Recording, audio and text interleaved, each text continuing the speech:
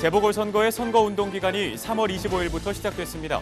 이와 관련해 광역자치단체장 보궐선거가 실시되는 서울특별시, 부산광역시 선거관리위원회의 위원장은 유권자들에 대한 당부와 선거 참여를 독려하는 담화문을 발표했습니다.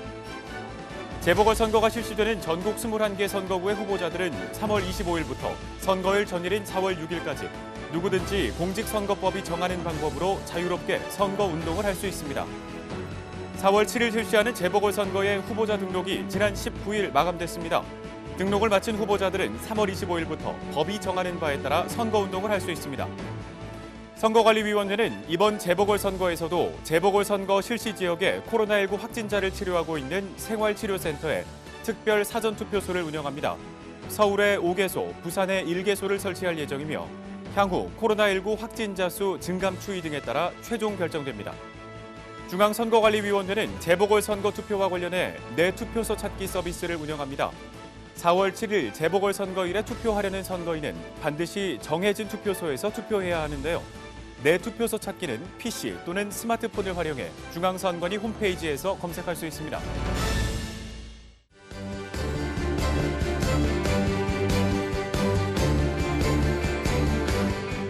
시청자 여러분 안녕하십니까? 한국선거방송 뉴스입니다. 4월 7일 실시하는 재보궐선거의 선거운동 기간이 3월 25일부터 시작됐습니다. 이와 관련해 광역자치단체장 보궐선거가 실시되어 이를 관리하는 서울특별시, 부산광역시 선거관리위원회의 위원장은 유권자들에 대한 당부와 선거 참여를 독려하는 담화문을 발표했는데요. 자세한 내용 알아봅니다. 서울특별시 선거관리위원회 성지용 위원장이 4월 7일 실시하는 서울특별시장 보궐선거를 앞두고 특별 담화문을 발표했습니다. 성지용 위원장은 이번 선거를 계기로 서울시가 한층 더 발전하고 서울 시민 모두가 더욱 행복해지기를 기대한다면서 몇 가지 당부했는데요. 먼저 올바른 선택을 하기 위해서는 후보자의 자질과 공약에 대하여 자세히 알아야 합니다. 후보자가 제시한 정책과 공약이 과연 실현 가능한 것인지, 그것을 실현할 수 있는 능력과 자질을 갖추었는지를 세심하게 살펴보시고 진정으로 서울시를 위해 헌신할 적임자를 선택하여 주시기 바랍니다. 다음으로 선거관리위원회는 최고의 방역이 최선의 선거관리라는 자세로 유권자가 안심하고 투표할 수 있는 대책을 마련하여 운영하겠습니다. 투표하러 가실 때는 마스크를 반드시 착용하고 투표 사무원의 안내에 따라 거리 두기에 협조하는 등 투표 참여 행동 수칙을 준수하시기 바랍니다. 서울특별시 선거관리위원회는 서울특별시장 보궐선거와 관련해 유권자의 의사가 선거 결과에 그대로 반영되도록 투표와 개표 절차를 더욱 정확하고 투명하게 관리하겠다며 유권자의 투표 참여를 당부했습니다. 또한 부산광역시 선거관리위원회 전상훈 위원장도 부산광역시장 보궐선거에서 유권자의 적극적인 관심과 성숙한 참여로 부산 시민의 저력을 보여줄 것을 당부하는 담화문을 발표했는데요. 유권자는 후보자의 정책과 공약이 과연 실현 가능한 것인지, 능력과 자질은 갖추었는지 세심하게 살펴보시고 부산시를 위해 헌신할 적임자를 선택해 주시기 바랍니다. 선거관리위원회는 이번 선거도 유권자의 안전한 투표를 위해 투표소 방역을 철저히 하고 투표소 문을 활짝 열어놓겠습니다. 선거관리위원회는 엄정 중립과 공정관리를 최우선 가치로 삼고 선거관리 업무를 수행해 왔습니다. 국민이 부여한 헌법적 책무인 공정한 선거관리를 위해 투표와 개표 절차를 더욱 정확하고 투명하게 관리하는 한편 선거법 위반 행위에 대해서는 단호하게 대처하겠습니다. 부산광역시 선거관리위원회는 유권자들이 부산광역시장 보궐선거에 반드시 참여해 부산의 성숙한 시민의식을 보여달라면서 유권자의 투표 참여를 당부했습니다. 3월 25일은 4월 7일 실시하는 재보궐선거의 선거기간 개시일입니다. 재보궐선거가 실시되는 21개 선거구의 후보자들은 3월 25일부터 선거일 전일인 4월 6일까지 선거운동을 할 수 있는데요. 선거운동 방법에 대해 자세히 알아봅니다. 3월 25일부터 재보궐선거의 선거운동이 시작됐습니다. 선거운동은 당선되거나 되게 하거나 되지 못하게 하기 위한 행위를 말하는데 선거운동을 할 수 있는 사람이라면 누구든지 선거일 전일인 4월 6일까지 자유롭게 할 수 있습니다. 후보자와 그 배우자, 선거사무장, 선거사무원, 회계 책임자 등은 선거운동 기간 중에 어깨띠나 표찰, 기타 소품을 붙이거나 지니고 선거운동을 할 수 있습니다. 또 공개 장소에서 연설 대담 차량을 이용해 지지를 호소하는 등 법에서 정한 방법으로 선거운동을 할 수 있는데요. 선거사무원이 아닌 일반 유권자는 어깨띠, 모양과 색상이 동일한 모자나 옷, 표찰, 피켓, 그 밖의 소품을 활용한 선거운동을 할 수 없고 선거운동 대가로 수당, 실비나 음식물을 제공받을 수 없습니다. 또 공직선거법에서 정한 방법으로 인쇄물, 언론매체, 정보통신망 등을 이용한 선거운동도 가능합니다. 뿐만 아니라 작년 말 공직선거법의 개정으로 선거운동을 할 수 있는 사람은 선거일이 아닌 때에 옥내외에서 개별적으로 말로 하는 선거운동을 할 수 있고 송수화자 간 직접 통화하는 방식의 전화를 이용해 선거운동을 할 수 있습니다. 한편 만 18세 유권자도 선거운동이 가능합니다. 그러나 선거운동 가능 연령을 행위시로 산정하기 때문에 선거운동을 하는 때에 만 18세 미만인 자는 선거운동을 할 수 없으니 각별한 주의가 필요합니다. 선거관리위원회는 4월 7일 실시하는 재보궐선거가 공정하고 깨끗하게 치러질 수 있도록 정당과 후보자, 유권자 모두 공직선거법을 준수해 줄 것을 당부했습니다. 지난해 실시한 제21대 국회의원 선거 당시 선거관리위원회는 코로나19 확진자를 치료하고 있는 생활치료센터에 특별 사전투표소를 운영한 바 있습니다. 오는 4월 7일 실시하는 재보궐선거에서도 특별 사전투표소를 운영한다는 소식 전해드립니다. 중앙선거관리위원회는 오는 4월 7일 실시하는 재보궐선거에서 특별 사전투표소를 설치 운영합니다. 이번 특별 사전투표소는 생활치료센터에서 격리치료 중인 코로나19 확진자의 선거권을 보장하고자 마련한 것인데요. 특별 사전투표소는 재보궐선거 실시지역 내에 거소투표 신고기간 만료일인 3월 20일 이후 확진 판정을 받은 선거인이 집단으로 격리되어 있고 시설 내에 확진자의 이동이 어느 정도 가능한 생활치료센터를 대상으로 설치합니다. 서울에 5개소, 부산에 1개소를 설치할 예정이며 향후 코로나19 확진자 수 증감 추이와 추가 확진자 입소 인원 등을 고려하여 최종 결정할 방침입니다. 특별 사전투표소의 운영 시간은 사전투표 2일차인 4월 3일 4시간에서 8시간으로 투표소별로 생활치료센터 내 격리 인원을 감안하여 정하며 생활치료센터 내에서 격리 치료 중인 코로나19 확진자와 의료 지원 인력을 대상으로 진행되며 선거인의 주민등록지와 관계없이 관외 사전투표로 운영됩니다. 중앙선거관리위원회는 생활치료센터 내 특별 사전투표소는 코로나19 확진자를 대상으로 운영하는 만큼 선거인 간 접촉을 피하기 위해 동선을 분리하고 투표 종료 후 회송용 봉투는 해당 시설에서 소독 또는 멸균 처리 후 이송하고 기표대, 문구류 등은 해당 시설에서 자체 폐기하는 등 안전에 각별히 주의를 기울일 방침입니다. 선거일에 투표하려는 선거인은 사전투표와 달리 반드시 지정된 투표소에서 투표해야 합니다. 이에 중앙선거관리위원회는 내 투표소 찾기 서비스를 운영하는데요. 자세한 내용 알아봅니다. 재보궐선거가 실시되는 지역 어디서나 투표할 수 있는 사전투표와 달리 4월 7일 재보궐선거일에 투표하려는 선거인은 반드시 정해진 투표소에서만 투표를 할 수 있습니다. 이에 중앙선거관리위원회는 재보궐선거 투표와 관련해 내 투표소 찾기 서비스를 운영하는데요. 유권자들은 PC 또는 스마트폰을 활용해서 쉽게 검색할 수 있습니다. 내 투표소 찾기는 3월 29일부터 선거일인 4월 7일까지 중앙선거관리위원회 홈페이지에서 내 투표소 찾기를 눌러 찾을 수 있습니다. 내 투표소 찾기는 시도, 구시군, 생년월일, 성별, 주민번호 끝 3자리 등 선거인의 본인 정보를 입력해야 선거일 투표소와 위치를 검색할 수 있습니다. 이때 선거인이 입력하는 정보는 투표소 검색을 위한 정보로만 활용되며 별도로 저장되거나 다른 용도로 활용되지 않습니다. 또 내 투표소는 선거 공보와 함께 우편으로 발송되는 투표 안내문에서도 확인할 수 있는데요. 매 세대별 각 가정으로 배달되는 투표 안내문에는 투표소가 설치된 건물명과 약도가 표시되어 있습니다. 4월 7일 재보궐선거일에는 오전 6시부터 저녁 8시까지 투표를 할 수 있습니다. 한편 4월 7일 선거일에 투표할 수 없는 선거인은 4월 2일과 3일에 사전투표를 할 수 있습니다. 재보궐선거를 실시하는 지역은 읍면동마다 사전투표소가 설치되는데요. 재보궐선거가 실시되는 지역의 선거인은 다른 지역에 있는 재보궐선거의 사전투표소에서도 사전투표를 할 수 있습니다.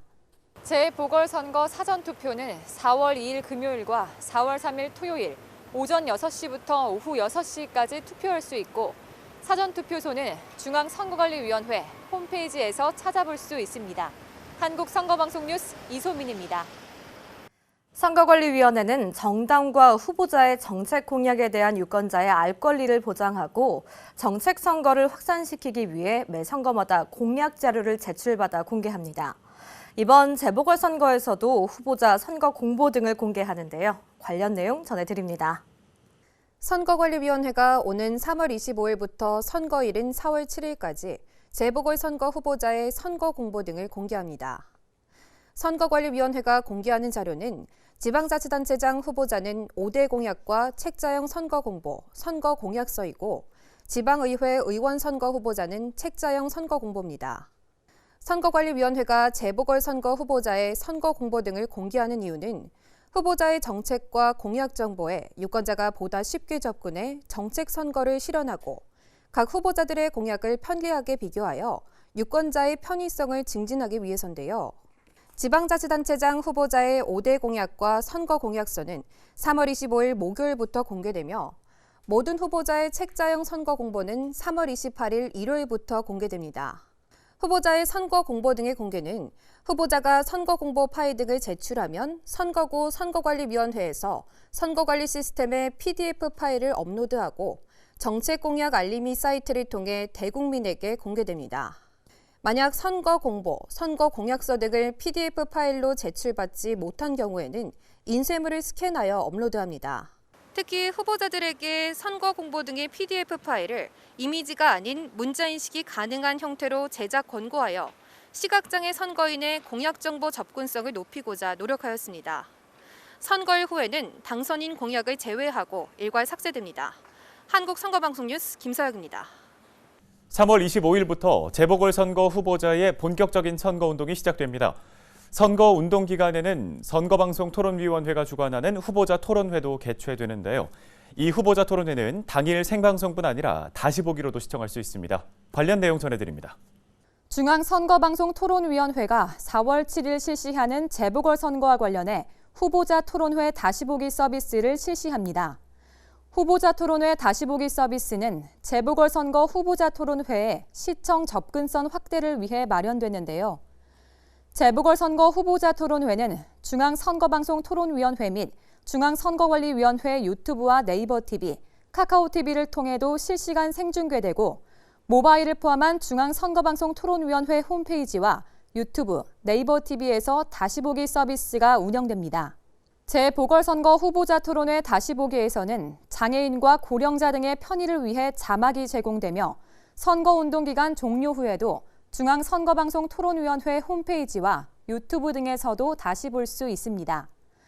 특히 서울특별시장 보궐선거와 부산광역시장 보궐선거 후보자 토론회는 한국선거방송을 통해서 재방송될 예정입니다.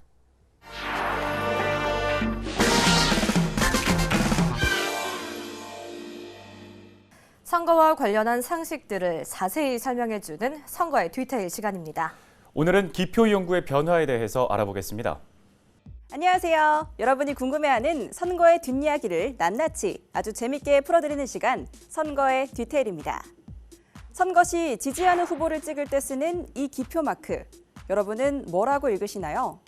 시옷 혹은 사람인? 이 마크의 정확한 표현은 바로 한자 점복자인데요. 그렇다면 왜 우리나라 기표용구 모양은 점복자를 사용하게 된 걸까요? 지금부터 디테일하게 풀어드리겠습니다. 1948년 5월 10일 우리나라 최초의 보통선거가 시작된 이후 1980년도까지는 사실 별도의 기표용구가 없었습니다. 단순히 동그라미 모양만 표시하면 됐기 때문이죠. 덕분에 다양한 도구들이 총동원됐는데요. 대나무나 붓대, 나뭇가지는 기본이었고 한국전쟁을 전후해서는 주변에서 흔히 발견할 수 있는 탄피에 인주를 묻혀 사용하기도 했죠. 1960년대 초 강원도 인제에서는 호박꼭지를 사용했다는 재미난 기록도 남아 있습니다. 그렇다면 본격적으로 전국에서 통일된 기표용구를 사용한 건 언제부터였을까요?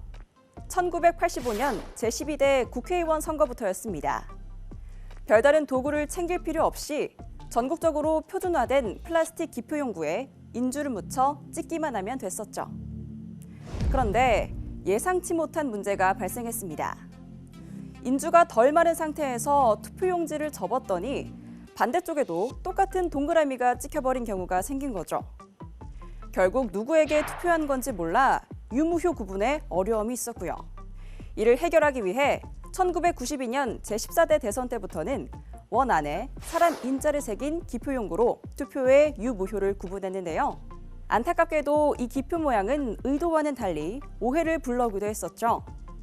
이유인즉 시옷 모양을 한 사람 인자가 당시 대선 후보자 중 특정 후보를 연상시킨다는 거였죠. 심지어 기표 모양을 구경하다 무의식 중에 그 후보자에게 투표했다 하는 웃지 못할 주장까지 나올 정도였으니까요. 결국 선관위는 불필요한 오해를 없애기 위해 해당 기표용구의 기표 부분의 모양 교체를 결정. 1994년 통합선거법을 제정하며 동그라미 안에 점 복자를 넣은 현재의 기표용구를 사용하기 시작했습니다. 나아가 잉크가 기표용구 안에 내장돼 별도의 인주도 필요 없고 투표 직후 바로 건조돼 안심하고 접을 수 있는 최첨단 기표용구까지 도입해 유무효를 쉽게 구분할 수 있어 유권자의 의사가 개표에 잘 반영되도록 했죠. 이렇듯 기표용구의 변화 과정에는 유권자의 의사를 반영하고 유권자의 편의성을 최대한 높이려는 의지와 노력이 숨어 있었습니다. 지금까지 선거의 뒤태리였습니다. 4월 7일 재보궐선거가 실시되는 지역의 근로자가 사전투표 기간인 4월 2일과 3일, 선거일인 4월 7일에 모두 근무할 경우 고용주에게 투표할 시간을 청구할 수 있습니다. 이에 고용주는 근로자의 투표 시간 청구가 있으면 이를 보장해 주어야 하며 근로자가 투표하기 위하여 필요한 시간을 청구할 수 있다는 사실을 3월 31일부터 4월 4일까지 인터넷 홈페이지, 사보, 탄핵 게시판 등을 통해 알려야 합니다. 중앙선거방송토론위원회가 재보궐선거 후보자 토론회의 다시 보기 서비스를 실시합니다.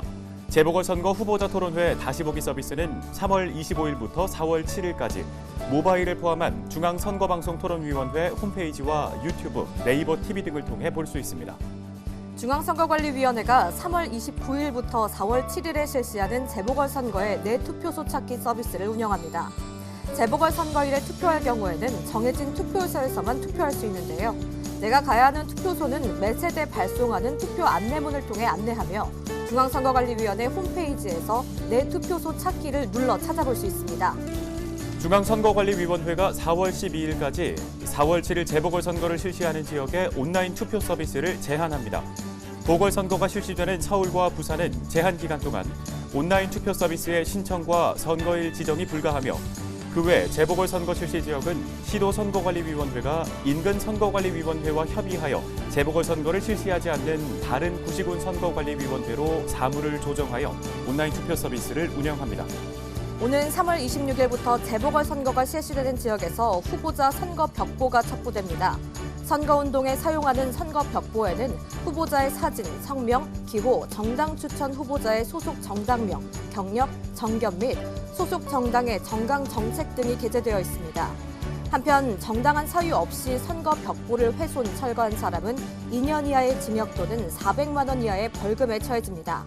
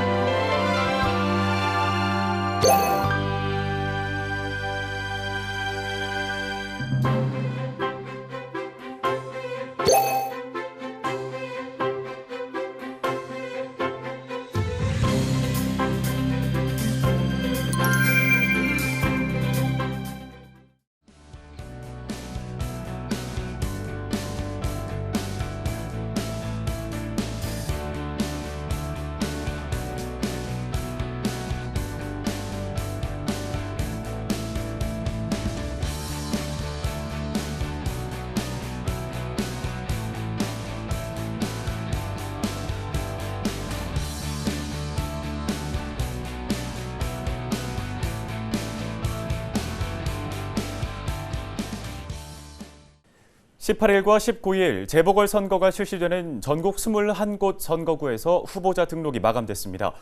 등록 신청을 마친 후보자들은 3월 25일부터 선거일 전일인 4월 6일까지 법이 정하는 바에 따라 선거운동을 할 수 있는데요. 본격적인 선거가 시작된 만큼 재보궐선거가 실시되는 지역의 선거인은 각 후보자들의 정책과 공약을 꼼꼼히 살피고 자신의 소중한 한 표를 꼭 행사하시길 바랍니다. 오늘 한국선거방송 뉴스는 여기까지입니다. 시청해주신 여러분 고맙습니다.